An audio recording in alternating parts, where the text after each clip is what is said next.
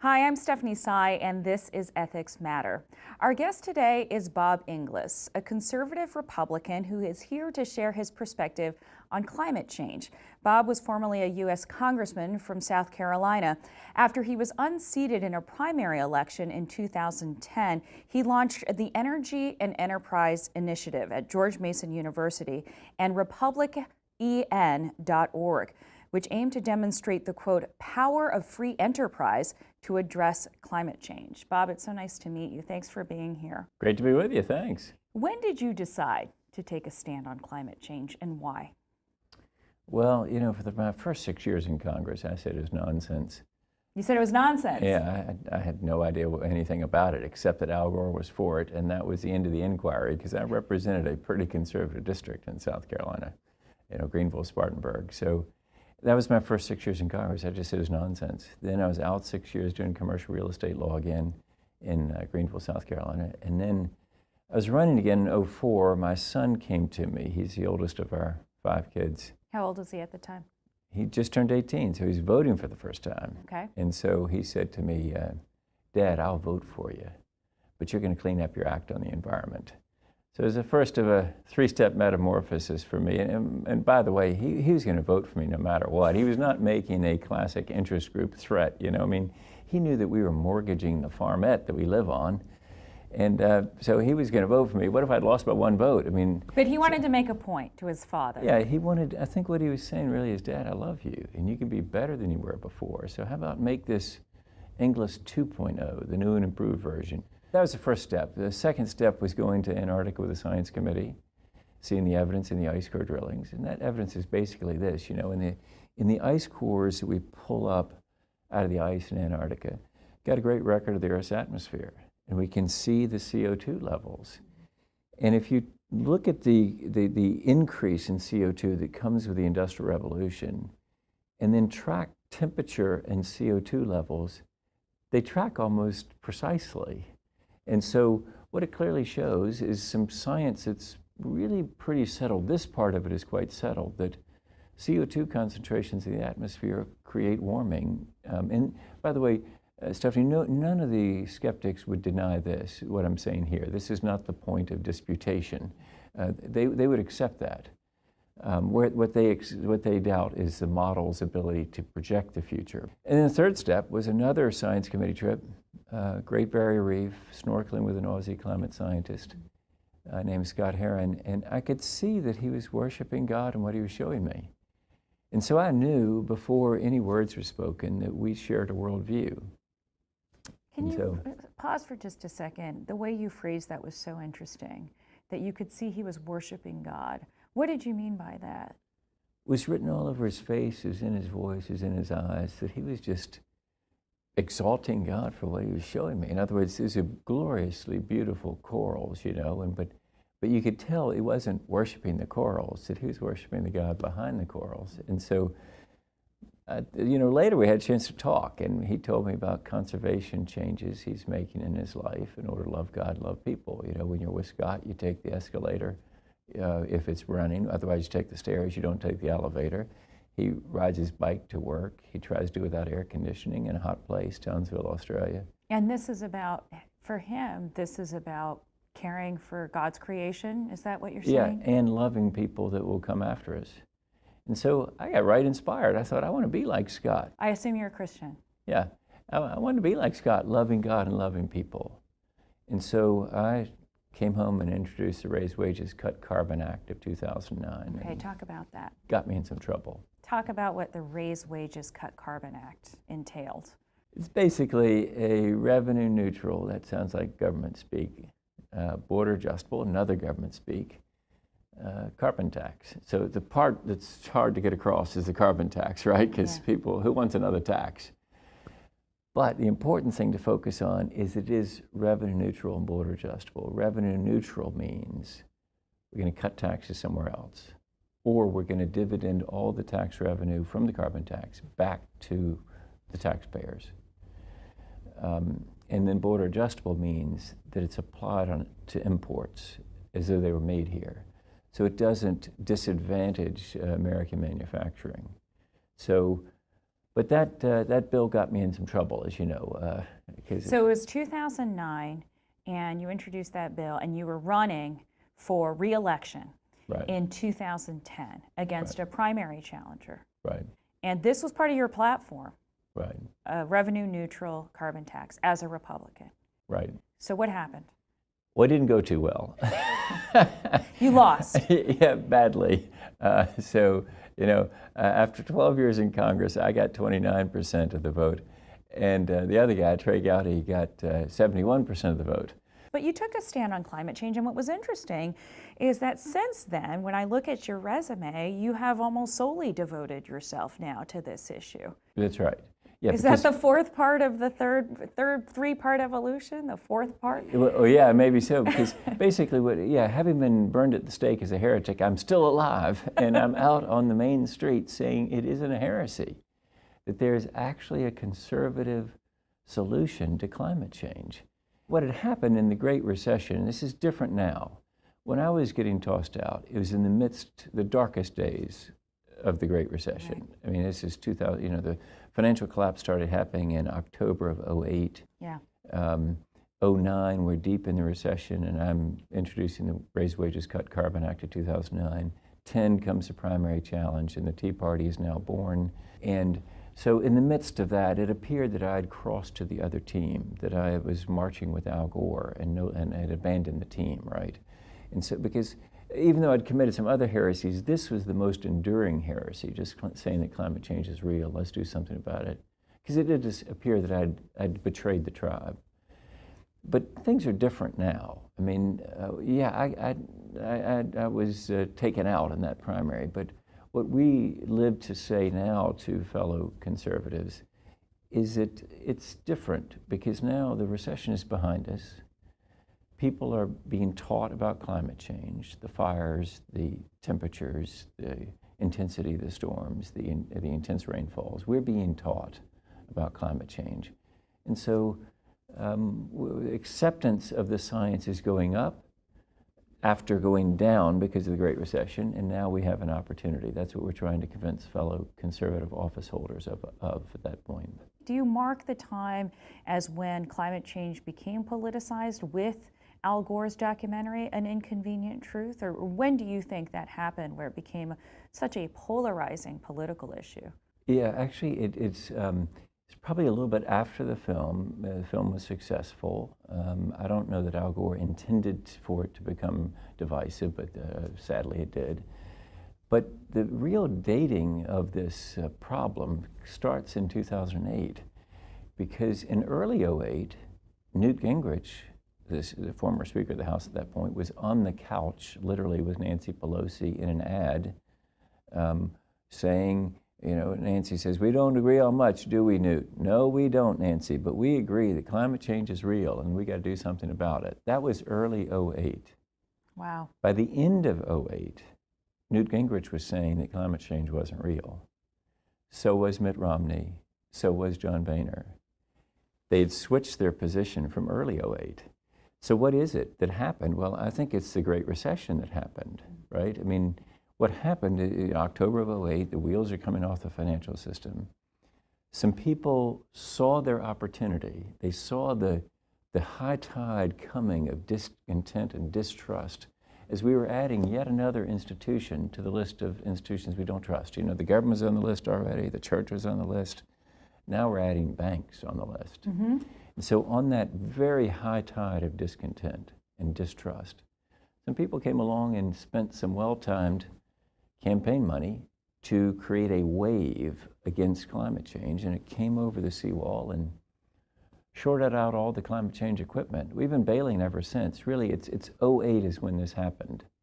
Who are these people you're talking about? Well, there's some people with some money and some vested interest. I mean, the Koch brothers are, you know, apparently have some industries that wouldn't do well in a carbon-constrained world. And you're saying they took advantage of that period when the nation was reeling from the financial crisis to pour money toward campaigns that then came out and said, we don't believe in climate change, we don't believe this is happening, we don't need to do anything about it. Right, because what happened was in early '08, it was okay. Mitt Romney, John Boehner, Newt Gingrich, people like me, saying, we think climate change is real. We don't believe in it. We believe in that. We just accept the data. Our faith tells us how to react to the data. But you know, there was acceptance of the climate science at the beginning of '08. At the end of '08, no more. And it happened just like that. Right. It seemed to happen overnight. Oh yes, it did. And of course, a lot of people attribute this solely to the campaign cash, right? Okay. But I think that's a mistake, because the most important thing to watch is the level of the tide. Because you know, if you've got a high tide of discontent like that, you can spend just a little bit of money and create a nice wave that will come over the seawall. But if the tide is low, for example, if in '08 people had trusted the government and trusted institutions, all that campaign cash would have created a little ripple on the water. It wouldn't have come over the seawall. And so, therefore, campaign cash isn't the most important thing. It's a factor. But the real big determinant is how much trust we as the American people have in our government's ability to gather us together and solve really big challenges. And people were worried that government could not do that. That's right. And that's what we've got to rebuild. I mean, but I think when people hear that politicians can, and their political positions can be so easily bought, that makes them have even less trust in the ability of government to solve things like climate change. Right, there is a negative feedback loop yes, here. There's a negative feedback loop, exactly. So it's a bad thing, but somehow we got to break that cycle, and we've got to say, you know, we really can solve big challenges. How do we break the cycle? Well, I think it starts with just some principles, just looking for some North Stars, right? And so what we say to fellow conservatives is, we got a North Star. We know what to do here. The thing to do is to make it apparent in the marketplace what the cost of energy are, and eliminate all the subsidies, and have a level playing field and a strong competition. If you do that, you can fix climate change. I mean, that's what needs to be done. Okay, so let's parse that argument out a little bit. So if we were to get rid of all subsidies, all energy subsidies today, what would happen, and how would the market figure it out in a way that would reduce carbon dioxide and other greenhouse gas emissions causing climate change? Yeah, so for example, we at republicen.org would say no more electric car credits, no more production tax credit for wind, no more investment tax credits for solar, certainly no more direct subsidies like Solyndra was. No more, and then this gets a little bit dicier when we're talking to fellow conservatives, no more under-market leases on public land for the extraction of minerals. Which benefits the fossil fuel industry. Right, pay the market rate for those things, not 1872 mining law. Let's go with market rates right now. And then we get to the hardest one. No more of the biggest subsidy of them all, and really it is the granddaddy subsidy, bigger than all the ones I've just mentioned, which is the ability for me at Inglis Industries, coal-fired electricity, to just let my soot and my CO2 go into the atmosphere without any accountability. Why is that a subsidy? Well, because it lets me put that cost onto society and not keep it on my product and reflect it in my product's price. Again, you knew that was going to be a tricky one, and where I would challenge you, because Right. how do you calculate that cost to society? That's hard. The calculation is hard, but if we get into the debate about that calculation and through the denial, we'd be popping champagne corks at republicen.org, right? Because we would have been successful then, because then we'd be through the denial and into that debate. Yeah. And And it you're is a not big even, debate. the party is not through the denial. No, we're still in it. But the important thing is, you know, we've got some allies in this, like Milton Friedman, one of the fathers of modern conservatism. You know, on the Phil Donahue show in the 80s, was asked by Phil Donahue, what do you do about pollution, Dr. Friedman, you know, Mr. Conservative? And Milton Friedman, sitting there with his Adam Smith tie on, says, well, you tax it, of course. You tax pollution. And then he goes on very eloquently to explain, if you're a conservative, you really hear it, it is that you got to put the cost in on all the products and then have the market judge those products with consumers in the liberty of enlightened self-interest, choosing the product based on its actual cost. You see, if I'm Inglis coal-fired electricity, I'm selling you electricity that looks cheap when it comes to your meter, your power meter. But what isn't reflected on there is the people who are coughing up their lungs at the hospital because of my soot that I'm getting away with socializing and the cost I'm putting on future generations for the climate change. If you make me accountable for that, I'm going to be heard to complain to a local member of Congress, what a terrible idea. It's going to make my prices go up, and Stephanie ain't going to like it because you're going to pay more for your electricity. Right. Someday, conservatives are going to say to me at Inglis coal-fired electricity, Inglis, we're already paying the full cost of your supposedly cheap electricity. It isn't cheap. And so now, level the playing field and compete with wind and solar. And you know what? Wind and solar would beat me. Bad for me. Because wind and solar don't have the social cost, the health cost, the Right. health care costs, the literal health care costs of treating people with asthma or other health issues that might arise from pollution from fossil fuels. Correct. And then the market would do its invisible hand thing, and solar and wind and renewable energies without those accompanying costs would rise. And without regulations and without clumsy mandates and without fickle tax incentives would just compete and they'd win. It's so interesting because these sort of staunch Republicans, they call themselves conservative Republicans, whether in Congress or whether it be the Koch brothers. In many ways, they're benefiting from what you're calling subsidies. Is it that they don't agree those are subsidies? Right. They would dispute the climate damages. They would say, well, right now the price is set at zero at climate damages. It's got to be north of zero. Right. Right. But the thing they really can't dispute, and this is where we have some effectiveness in reaching into this debate, is you can't dispute the health costs. Like you were saying earlier, those are real and quantifiable and immediate.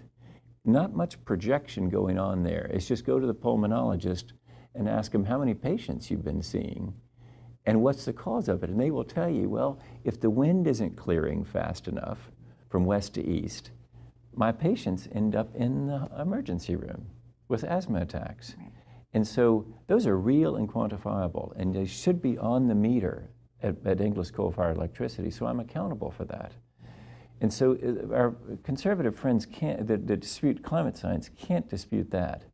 And once they philosophically agree with us that that should be part of the debate, then we can go on to say, okay, now climate damages, how much are they? They want to say zero, we say, come on, it's way north of zero. So you would like to start with the public health impacts, be able to quantify it, be able to put a price on that, a cost on that, go back to the fossil fuel industry and say, let's tax your product because your product actually has this cost. Right. And surprisingly, there are some people that are for that. So for example, ExxonMobil is for what I'm talking about here. Rex Tillerson said it when he was their CEO. Darren Woods, their current CEO, who replaced Rex Tillerson, he reiterated the position of the company that a revenue-neutral, border-adjustable carbon tax is what they support. Why would a fossil fuel company agree to a tax on their product? Because two reasons. One, they prefer it to a regulatory answer. The Clean Power Plan was President Obama's regulatory answer. They've found that difficult. As it's better for them and better for industry if you just give me the price and then I can build it into my products and I can figure out. Because they're looking at long time horizons. Right. They don't want to see regulations coming and going from presidential term to presidential term. Correct. That uncertainty is death to a business, right? And so they don't like the regulatory uncertainty and they prefer the certainty of a price signal. The second thing is, frankly, ExxonMobil makes a lot of money in natural gas.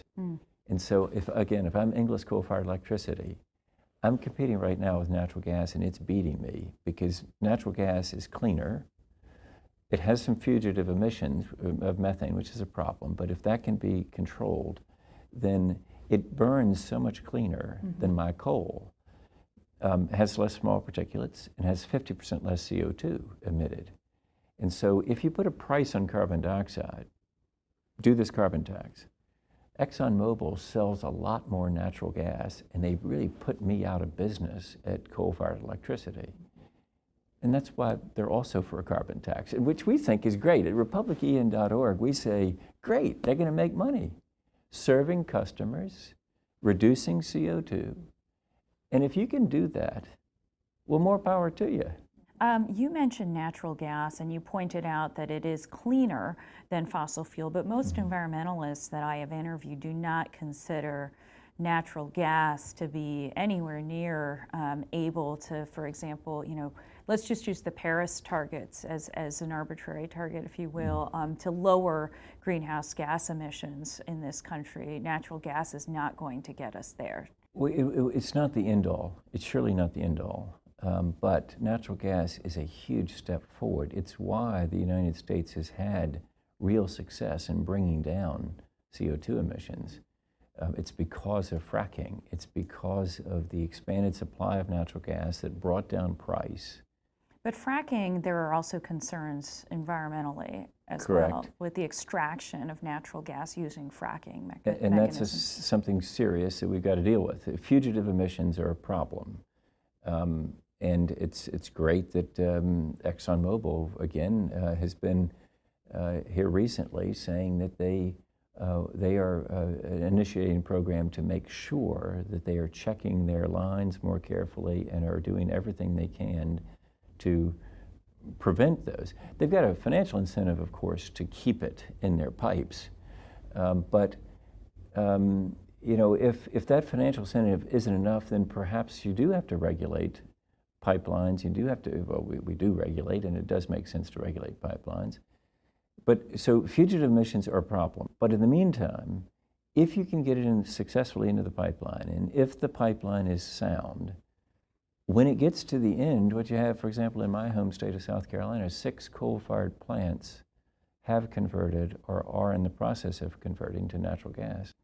We've got 50% less CO2 coming out of those stacks. We get less small particulates. We're doing a lot. We're breathing a lot better in South Carolina, That's right? great, yeah. So it's bringing down the CO2 footprint. Now, it doesn't get us all the way there. If I had to guess, I'm thinking that better batteries and better solar and distributed energy systems of the future, where it's microgrids, probably what the play is going to be. I can't predict that for sure, and at republican.org, we don't want to determine that. We don't want to say the government should pick that. We say level the playing field and compete. But the competitors that I'd put my teeny bit of personal money on would be probably the solar and the battery people. I just want to get your view on international frameworks and governance of climate change. Obviously, the U.S. is the second largest emitter after China of greenhouse gas emissions. Still the largest emitter per capita, I imagine, by a long shot. What do you think of the value of agreements like the one struck in Paris? I think they're very helpful for establishing a will. They don't establish a way, of course, but they do establish a will. And for that reason, at republican.org, we were certainly very disappointed that President Trump withdrew from Paris. It's actually sort of strange to say withdrew because it's a voluntary agreement, so it's sort of strange to withdraw from something that's voluntary. But it was a collection of will of the countries of the world to do something. And there's value in that, sort of the moral commitment to one another. So to have the United States now on the sidelines sniveling and disputing the science of climate change is a very strange place for my great country to be. I mean, we should be at the front of the pack here, not sniveling on the sidelines. It's a really very awkward place and a very embarrassing place for the United States to be. And so there is a silver lining. We're always looking for silver linings at republican.org, I suppose. But and that is that I think it's created some real dissonance with people who think, you mean we're going to do nothing about climate change?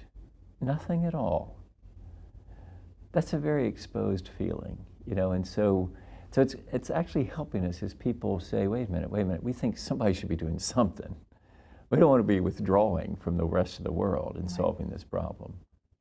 If I were a Republican sitting across from you running for office the way you did back in 2010, how would you convince me that this is a politically viable issue for my constituency?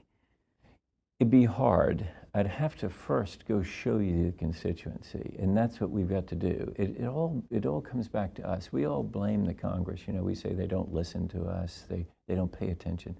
No, Congress listens very intently, and they pay very close attention, especially to the activists within their own party.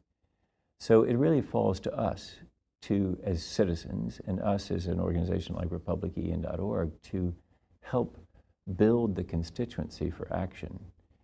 If we show that constituency, that member of Congress will lead. But until we do, they will say to me, Inglis, listen, the next primary, it could happen to me what happened to you. And so that's why it's so important to build in the heartland this constituency. And it all comes back to us, the citizens. The elected officials just are our servants, and they really do listen to us. It's just what they're hearing is that they're not hearing a great deal from activists within the Republican Party that, by golly, free enterprise can fix climate change. Come on, let's go. If they heard that, you bet they'd lead. So we've got to create that constituency. Bob Inglis, thank you so much. Very insightful. Well, great to be with you, Stephanie. Thank you.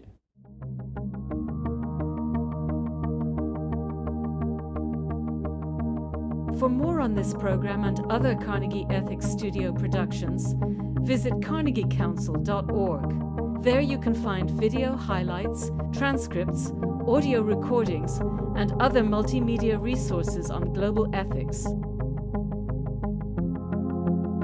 This program is made possible by the Carnegie Ethics Studio and viewers like you.